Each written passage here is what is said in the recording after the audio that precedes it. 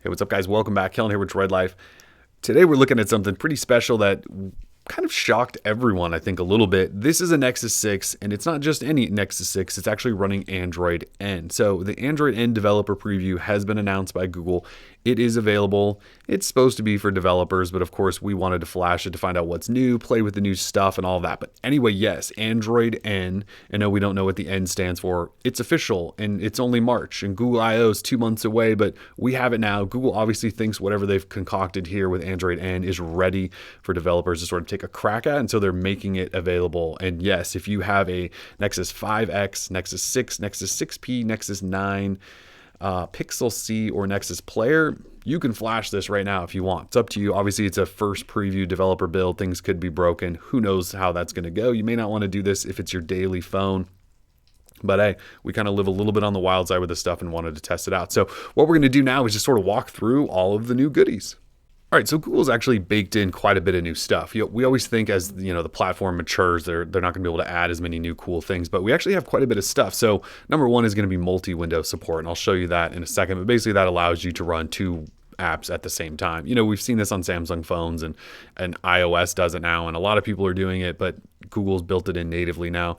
They've enhanced the notifications, which will show you. The quick settings tile panel is different as well. There's a data saver option. There's Android TV recording and number blocking and call screening and even VPN access for Android at work. And then Doze now is smarter than ever. And a lot of the stuff we can't show you, but we're going to talk about at least some of the forward-facing stuff that you will be able to play with. So let's do first things first. We'll pull this down and just ignore what you're seeing right now. We'll jump all the way to the bottom and show you that indeed we are running Android N. This is a Nexus 6. Scroll down, build number is NPC56P. And if you're looking for a Easter egg, there really isn't one. I mean, this is it. You get an N to stand for Android N.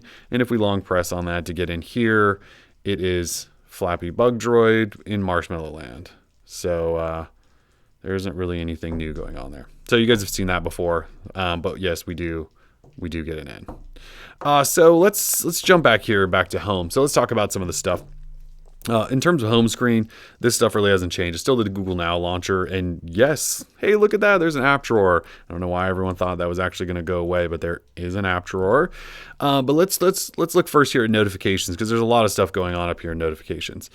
So notifications have changed. They are now in sort of a white card style format. They're bundled together, but they give you more information at the same time. Eventually, once apps are updated, you're going to be able to reply to a lot of things in line with the keyboard popping up over whatever you're doing and just letting you reply here. You don't have to open the app. We've seen that in some apps like Hangouts with quick reply, but the UI is going to change. So if I were to hit reply on there, this must be an older version of Hangouts, not what we're expecting to see. And so it'll pop up that sort of hovering dialog box where you can type and quick reply. You guys have seen that. The UI should change, at least according to what Google's posting in all of the developer preview stuff. So that should change, but you can see I've just got a different layout here. It's got who it's from, what time, it's got the message, and then reply. If we look in Gmail, this is where it gets really nice. So here is just an email that came in, and it's got obviously who it's from, what time, email address, subject, and then it does pretty much most of the email that was sent, and then reply or archive. Where it gets really crazy if you jump into, say, a whole bunch of emails, like here's a bunch of bundled emails. So that you can expand them individually. So I can drag and expand. I don't know if I can, I can shrink that up, it looks like, too. Or I can just tap on the up arrow and that will shrink that up. So you can shrink things, you can expand things, and that just screwed everything up.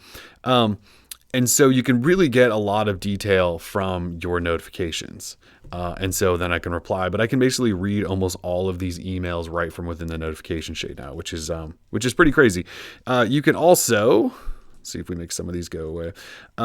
If you want to shrink these up, so you can swipe these away just like you normally would, but you can also just do this sort of half swipe and you get this little settings menu. And if I tap on that, it sort of gives you notification controls over that specific app. So you can go in there and sort of tweak that stuff. So you used to sort of long press and get into that menu. Now it's just sort of like a little half swipe over. I don't know that I necessarily like that implementation because I think a lot of people will just be toggling things they probably shouldn't be, but that is there. So over overall notifications, though, seem to be much more powerful, or at least provide you with much more information. All right, so there's a clear all button, so we'll watch that clear away. And I'm not going to reply to Tim. All right, so if we go back into the notification shade, you will notice up top, as was leaked a couple of weeks ago, we have a new sort of style up here where a single pull down gets you to your notifications, and also these sort of quick toggles. You can tap this arrow and that expands it, and you'll notice there's kind of a neat little animation there where each icon sort of goes to its own little position, which is kind of cool. If you want to access that immediately, we still have the 2-finger swipe down, which gets you right into there. So some other things to note, this is now paginated. You can add enough quick toggles to have multiple pages of stuff. There is an edit button down here, so I can tap edit. And this gets me into this sort of edit field, so I can like move data saver in there if I want to toggle that on. You can rearrange things, so hotspots over there. Let's say I want my flashlight to show up in those initial quick toggles. I can actually move it into sort of my top 5, and then that will show in that single pull down quick toggle. But so you can see, you can move all this stuff. If you don't want something in here, you can drag it down here to the bottom. And so you really do have a sort of fully functioning edit menu there. And again, I pull this down, you can see I have flashlight now in there, and it wasn't there before. So kind of some cool stuff going on there.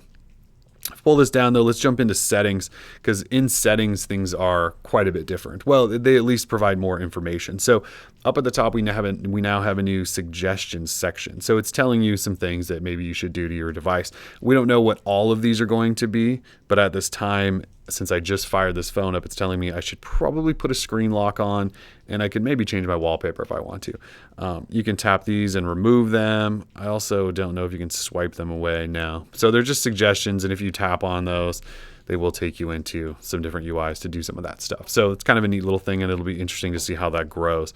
If we look at the regular settings panel, it doesn't look a lot different right now, but you will notice there are additional items of information under each sort of category. So like display says adaptive brightness is on, and notifications says I have 43 apps installed. It tells me my ringer volume percentage, my battery percentage, and also how much is left, your storage and how much you're using, your memory usage. And so it's starting to give you all this information without actually having to dive into your settings. So it tells you, like what Wi-Fi network you're on, Bluetooth is disabled, and things like that. So they're really starting to show you some more information there, which could come in handy and could save you from having to jump in and out of each setting all the time. But if we do jump into one, so we jump into brightness here, you can see adaptive brightness and ambient display are in here. We do have the power button twice for camera feature, so that's sort of been moving its way along in Android devices, but it looks like it's just baked in now. But you will notice we do have a hamburger menu up here, so you can tap that, and that'll let you jump into, say, users, or you could swipe that out and get into your notification settings. And so instead of tapping back and then scrolling through, now if you're in a setting, you can actually swipe this out and then jump directly into something. Might save you a tap or two, and that's essentially how that works. You can tap the menu up here, or you can swipe out from the edge, and that gets you into more of that stuff. So yeah, some things have changed there.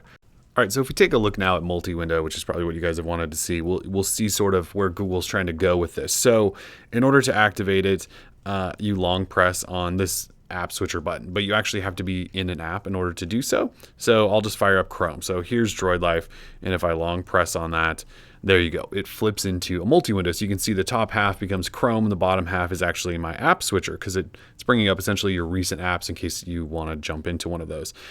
So I could do that. So if I tap on news and weather, I now have a split screen experience, and I can interact here, or I can go up here and play with Droid Life.